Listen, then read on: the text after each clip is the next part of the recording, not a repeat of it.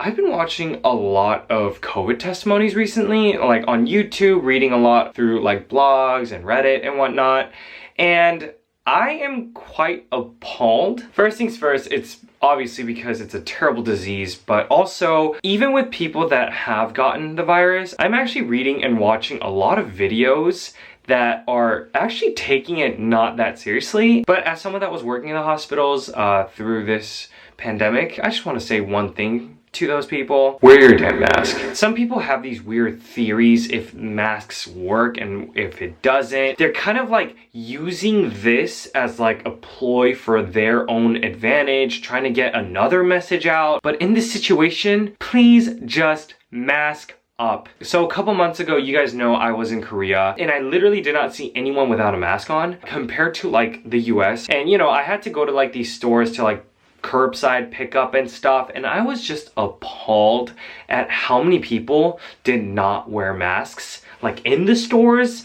And also, this is just weird, right after they come out of the stores in the US, they literally take it off immediately like they couldn't breathe. A little cloth mask is not gonna affect your breathing. Your SpO2 levels are fine. Dude, just wear your mask. And with that being said, I want to talk a little bit about what it was like working as a frontliner in hospitals during these times. But with that, I have to give a little bit of a background of like what I am doing. So most of you know this, I actually moved to Chicago years ago to get my doctorate in occupational therapy. And let's just say that this program is rigorous. It does take longer than like a master's program because you do have to do research at the end and you kind of like have to publish it and whatnot. Be on the lookout for that. Regardless, all occupational therapy programs are ridiculously rigorous. A lot of reading, a lot of studying, a lot of just lab, knowing the human body front to back, knowing developmental theories, and just a lot of things. But yeah, I was supposed to graduate in 2021 of May, and here we are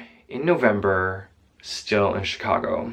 Because actually, I was not supposed to come back to Chicago ever. I was actually scheduled to do my clinical rotations in LA in pediatrics, and honestly, because of COVID, because of all this nonsense, I was placed last minute in acute care in Chicago. Therefore, I am in Chicago. But I do want to say that I love acute care. Even during these times, I was actually super excited to be in acute care. More specifically, I was in the medical surgery acute care unit. So that means a lot of surgeries upon surgeries upon surgeries, and we just deal with patients that went through a surgery. So after their procedures, they come up to the beds, and from there, we kind of assess them, how they're moving, how they're functioning, and through an occupational therapy theory and framework, we kind of assess how they are all together in just daily activities. It was honestly super fun engaging with the clients and patients. It was super fun. Before coming back to Chicago, that was actually one thing I was actually looking forward to,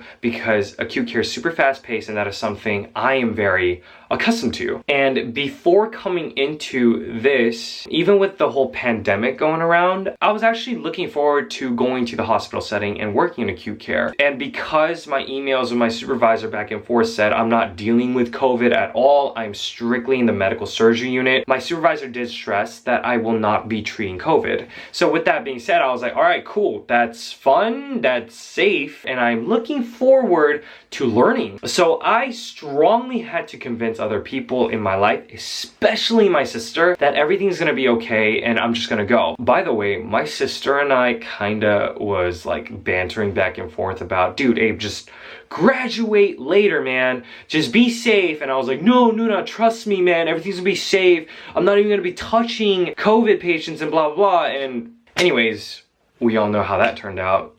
Nuna, I should have listened to you. But I am gonna say that the hospital experience was very fun. And before this acute care, my other rotations were in the hand therapy clinics in San Francisco and a mental health setting in Chicago. Those are super fun, and honestly, this was super fun. The only difference between those settings and this settings is chart review was a little bit more critical because we do have to see who has COVID and who doesn't. But yeah, in the hospital settings the past couple months, you really need to be socially distancing as much as you can while wearing your PPE and just being fully aware of how much you need to sanitize. That is super stressed.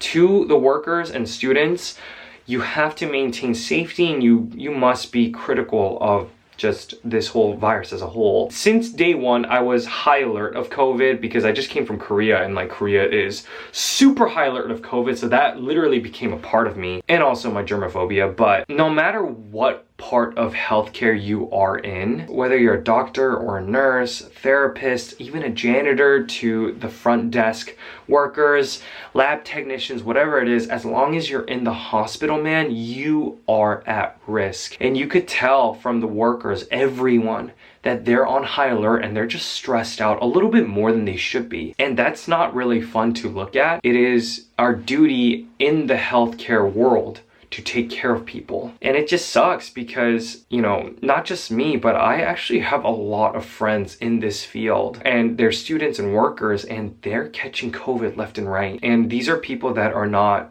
even supposed to be treating COVID one-to-one. I also have friends that are workers and students that nonstop have to get tested often. And dude, getting that thing shoved up your nose, it's not fun for anyone, but they continuously have to do it. But that's essentially what it is like working in a hospital right now. It is the culture, and it is a culture of safety that we had to uphold, and giving the utmost quality treatments to every patient we come in contact with. It was just a lot of juggling, a lot of responsibilities. And I just want to say something to the frontliners right now, and this goes out to everyone. I'm talking about the healthcare workers, I'm talking about the janitors, I am talking to even the students and the residents, especially to students that are in the same boat as me, who are there to just learn and give treatment and live up to our dreams, right?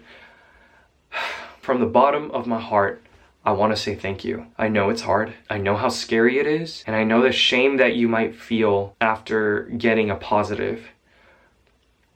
Frontliners are the true heroes, and you deserve all the thanks in the entire world. I know a lot of us, especially me, there were times, especially when I got the positive COVID test, I really asked myself, is this worth it? And the answer always is yes. But just know that it is hard, because not just me, but a lot of healthcare workers and frontliners and students have to spend Thanksgiving alone. And not just Thanksgiving, but, you know, Halloween. But then again, I'm not gonna whip out my Iron Man helmet during these times. Yeah, like, it was just annoying to see people out there still trick-or-treating. Kids maskless, parents maskless. Frontliners also don't know if they're gonna be spending Christmas together, New Year's, because they don't know if they're a threat to their families right now. And the frontliners are the ones that are putting themselves at risk, even if they signed up for this or not. So if you're watching this, I know you're smart. Because I know my subscribers, they're smart, they're talented, they know what's up. But if you know someone who is an idiot, go ahead and share this video to them.